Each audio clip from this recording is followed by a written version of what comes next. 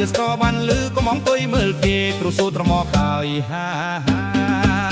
សងលើខាងមុខគេថាបងសងហាសក់ថុយក្របន្តិចគេថាគូអាចារ្យបាថុយដល់កណ្ដាលកុំហាលភ័យអីពាក់មួយផ្លេតសំហាដូចតាមវិញអើយគ្រូសូត្ររមួយជុំសិនកុំតាន់ទៅផ្គាំងអើយគ្រូសូត្រសក់តិចមិនអីសំខាន់ចិត្តសប្បាយ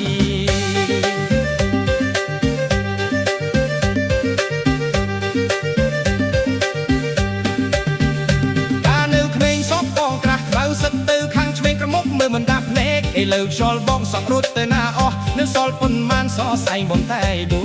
ចមាសប្រមុនសួរបងសក់ទៅណាហើយបងញញឹមឆ្លើយឌីទៅរកស៊ីបើអូនមិនជឿមកមើលចិត្តសក់បងពីមែនតែស្នេហ៍មានពេញបេះដូងសក់នៅខាងមុខគេថាបងសង្ហាសក់ថុយក្របន្តិចគេថាគ្រូអាចារ្យបាថុយដល់កណ្ដាលកុមាលភ័យអីពាក់មួយផ្លែតសង្ហាដូចតាមវិញ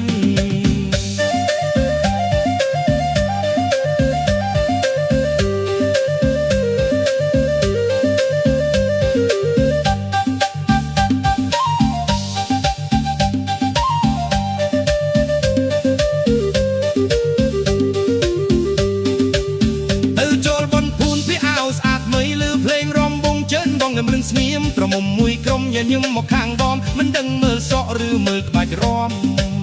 បំរំមួយជុំមួហោះទៅដីប្រមុំឃើញហើយសែឡើងអល់ឆាបងកសែដែរមិនខ្មាស់អ្នកណាសក់អាចចាក់ចេញតែស្ទៀលនៅដែរទុំពេក៏រំបានសក់ក្រាស់ក៏រំបានក្មេងចាស់ប្រុសស្រីចូលមករំទាំងអស់គ្នាកុំខ្វល់រឿងសក់ស្ដាយឲ្យអស់ពីចិត្តសក់លើខាងមុខគេថាបងសង្ហាសក់ថៃក្របន្តិចគេថាគ្រូអាចារ្យទន្ទេពេញក្បាលក៏មិនបាច់ភ័យបែដុំនៅគ្មានរំវងដល់ភ្លឺអើយគ្រូសូត្ររមួយជុំទៀតកុំតាន់ទៅផ្ទះ